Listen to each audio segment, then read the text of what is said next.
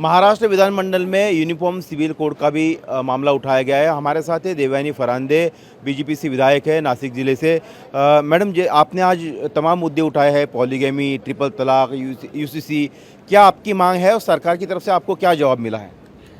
आज पॉलीगैमी जो है मीन्स बहुविवाह, उसका जो परसेंटेज है आज महाराष्ट्र में, भारत में बहुत ही है। जो पाकिस्तान हमसे 1947 से अलग हुआ, उसके अंदर हम पॉलीगैमी का परसेंटेज देखते तो ओनली एज पर the study report is only 1%, but in India it is too high.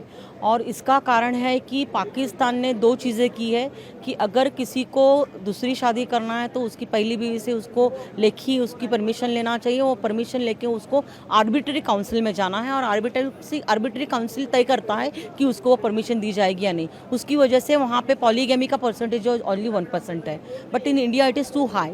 इसके अंदर इसकी वजह से मुस्लिम मेरी माता भगिनी जो है, महिलाएं जो किसी की बहन है, किसी की बहू है और किसी की बेटी है, तो उसके ऊपर बहुत ही अन्याय हो रहा है। वो बहुत ही पीड़ित है। बुरखे में रहने वाली मेरी ये बहना, उसको आज वो पुलिस स्टेशन में भी नहीं अच्छी तरह से जा पाती है और घर के अंदर उसके शौहरत उसको इसी तरह से मीन्स बुरखे में रहने के बाद उसकी फैमिली से ही वो असुरक्षित है। उसकी वजह से आज मैंने महाराष्ट्र की विधान भवन में हमारा जो अधिवेशन चालू है उसके अंदर मैंने मांग रखी थी। क्या मांग रखी? यूनिफॉर्म सिविल कोड को लेकर भी मैंने यूनिफॉर्म सिविल कोड बिल जो है, आज आसाम है, गुजरात है, उत्तराखंड है, गोवा है, सब जगह पे आज यूसीसी लागू है, तो वही बिल महाराष्ट्र में आना जरूरी है।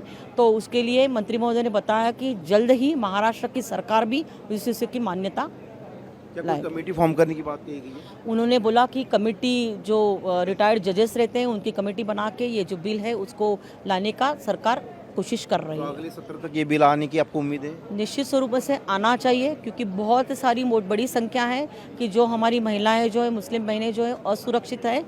उस ओनली मुस्लिम महिला असुरक्षित नहीं है, उनके छोटे छोटे बच्चे वो भी असुरक्षित है। उनकी तालीम का प्रश्न है, उनके हेल्थ का इश्यू है, उनके एजुकेशन का इश्यू है, बहुत सारे इश्यू। मैडम, इस पूरे मामले को राजनीति से जोड़कर देखा जाता है, चाहे विपक्षी पार्टियां हो या फिर मुस्लिम नेता हो या धर्मगुरु हो।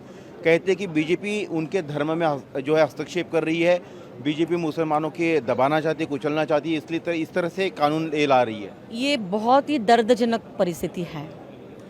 Bharatiya Janata party vote bank के ऊपर काम नहीं करती। भारतीय जनता पार्टी संविधान पे काम करती है और संविधान कहता है कि पॉलीगैमी इज़ नॉट अलाउड।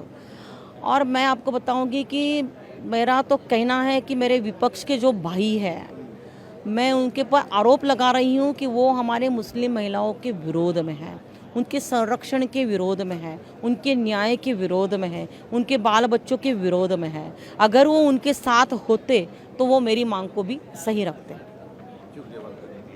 तो इतनी देवयानी फरांदे, जिन्होंने यूनिफॉर्म सिविल कोड लागू करने की बात मांग की है महाराष्ट्र विधान भवन में, विधानसभा में, और सरकार ने इसके ऊपर जो है कमेटी गठित करने का भरोसा दिया है। कैमरामैन संतोष देवटी के साथ सचिन चौधरी, इंडिया टीवी, मुंबई।